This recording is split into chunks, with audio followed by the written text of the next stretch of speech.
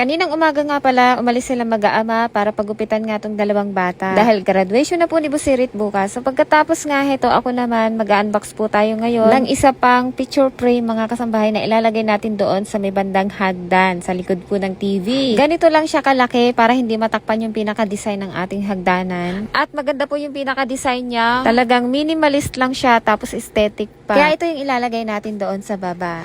3 peraso at 3 design, ang gaganda po nila. Kitang-kita nyo naman na may sarili siyang ilaw kahit na painting lang po yan o drawing lang. So hindi ko muna siya ilalagay kasi baka malaglag lang. Meron akong ipapagawa nito kay kapatid. Papagawan ko siya ng sariling frame. Kasi ang ganda, nangihinayang ako baka malaglag at masira. Makapal din to mga kasambahay. So dito ko nga po siya ilalagay. Papakita ko na sa inyo para hindi kayo malito. Diyan po sa may pinaka-railings ng ating hagdanan. Alam ko sasabihin nyo, maliit. Dapat yung malaki na lang ang ilagay mo.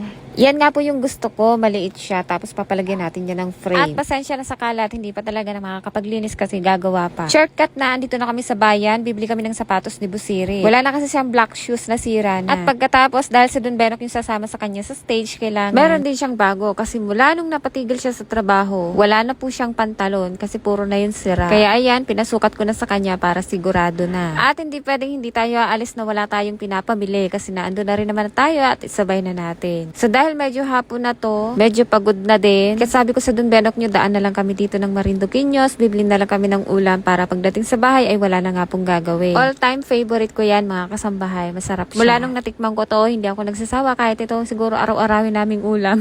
So Don Benok nyo, ayaw niya ng manok kaya bumili na rin siya ng liempo. So balit 2 putahe na nga pala yan mga kasambahay. Sabi nga nila, nagtatrabaho tayo para makakain. Huwag nating tipirin ang mga sarili natin o ang pamilya natin pagdating sa pagkain. Lalo na kung meron namang pambili. So inubutan na nga pala kami dito ng magfo-4. Pauwi na kami dito kaya ayan, shortcut ko na. Sabi ko yung sasadyain lang namin yung bibilhin pero marami pa kaming nabili na iba. At hindi ko na ipapakita sa inyo. So ito lang naman po yung aming talagang sadya. Ito ay may mga allowance na kaya magagamit niya to sa pasukan. At ito naman po yung nabili ko kay Don Benok, isang parasong damit, isang pantalon, at isang medyas. So pagkatapos nga ito po yung sinasabi ko sa inyo na papalagyan ko pa ng frame. Ganito po yung itsura niya. Diba? Ang laki ng iginanda ng ating pang-display ngayon. Pinag-iisipan ko pa nga kung kukulayan ko pa yan ng kulay kahoy o ganyan na lang siya na kulay white. Feeling ko kasi mas aesthetic kapag ganito yung kulay niya. Puti lang siya, di ba? Ang ganda. Di pa yan naka-fix kasi sabi ni Pom, inaantay niya raw ako kasi sinabi ko sa kanya kanina na pipinturahan ko pa yan ng kulay kahoy. Kaya hindi niya kinabit. So bukas ko pa yan maipapakita sa inyo na isasabit natin dun sa may hagdanan. Ang ganda, promise. Pati yung isa natin ay gagawin ko rin ng ganito. At yung ginamit na kahoy dyan ay center molding daw yan. Sabi ni Don Benok. So pagkatapos nga heto, wala naman tayong ibang gagawin. Dahil namili na rin tayo ng para sa tindahan, kaya ito i-display na rin natin. Kakaunti lang naman to, kaya mabilis lang.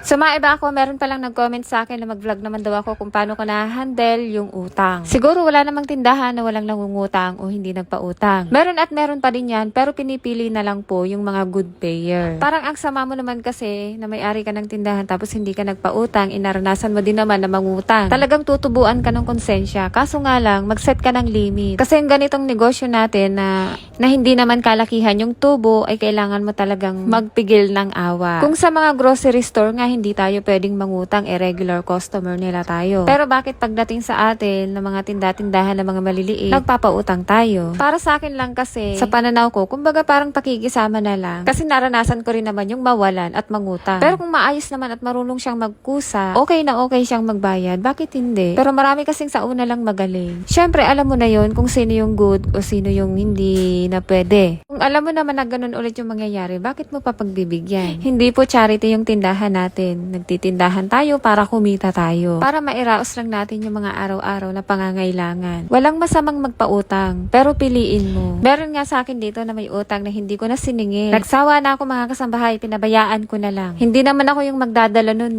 siya. Hindi ako yung yuyuko kapag nagkasalubong man kami sa kalsada. Dahil hindi naman ako yung mahihiya. Yun nga lang, hindi na siya makakaulit sa akin. Kasi nga, sinira na niya yung tiwala ko. Kaya kung sobrang tagal na nang may utang sa'yo, pabayaan mo na. May stress ka lang. Ibabalik naman yun sa'yo ni Lord doble pa. At doon naman sa nangutang sa'yo, karma na bahala sa kanya.